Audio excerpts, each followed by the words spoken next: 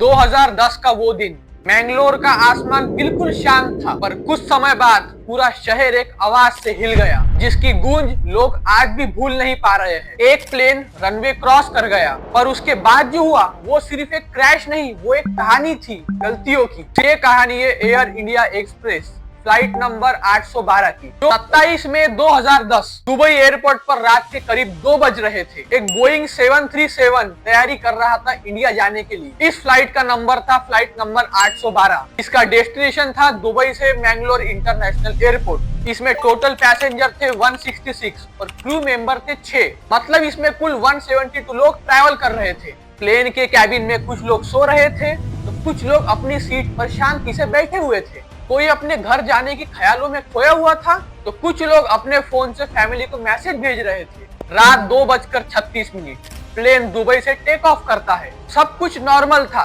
Safe take off, साफ आसमान। Pilot का नाम था कैप्टन ज़्लैटको गुसिका। को पायलट थे first officer HS Ahluwalia. Flight बिल्कुल ठीक चल रही थी, घड़ी का कांटा अपने समय से चल रहा था और इन सब में 4 घंटे बीत गए। फिर टाइम होता है इंडिया के 6 बजे। प्लेन मैंगलोर के आसमान के करीब पहुंच चुका था। मैंगलोर एयरपोर्ट पे लैंड कराना कोई आसान काम नहीं है। मैंगलोर एयरपोर्ट एक टेबल टॉप रनवे है, मतलब ऐसा रनवे जो एक छोटी सी पहाड़ी पर होता है। इसका मतलब अगर प्लेन थोड़ा सा भी आगे या पीछे स्लिप करे तो वो सीधा डीप वैली में गिर सकता है। फिर आता है लैंडिंग का वक्त। लैंडिंग के दौरान अचानक से वेदर चेंज हो गया, हल्की सी बारिश आने लगी और रनवे थोड़ा सा स्लिपरी हो गया और विजिबिलिटी भी बहुत कम हो चुकी थी। पर प्लेन अब बहुत पास आ चुका था, उन्हें लैंड कराना ही था। को पायलट बार बार कह रहे थे कि सर प्लेन थोड़ा ऊपर है, क्लाइंब स्लोप मेंटेन नहीं हो रहा, गो ग्राउंड करते हैं। गो ग्राउंड का मतलब होता है कि लैंडिंग कैंसिल करो, फिर से एक राउंड लगाओ और फिर से सेफ लैंडिंग करो। लेकिन कैप्टन ने डिसाइड किया नो वी विल लैंड, और फिर प्लेन रनवे पर टच होता है, पर बहुत आगे जाकर।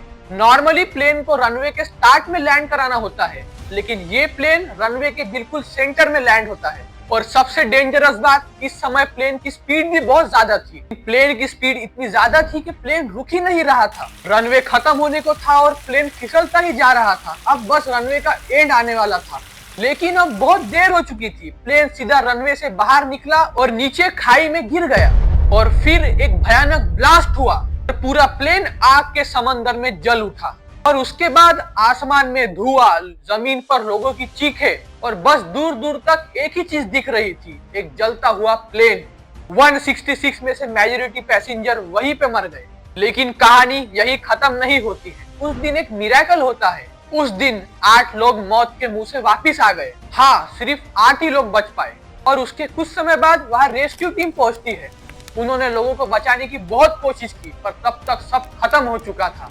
प्लेन का ज्यादातर हिस्सा जल के खाक बन चुका था। एयरपोर्ट के बाहर लोगों की फैमिली वेट कर रही थी। फिर एयरपोर्ट के स्पीकर में एक अनाउंसमेंट होती है, air India Express flight 812 crash हो चुकी है। वो पल जमीन तोड़ देने वाला था।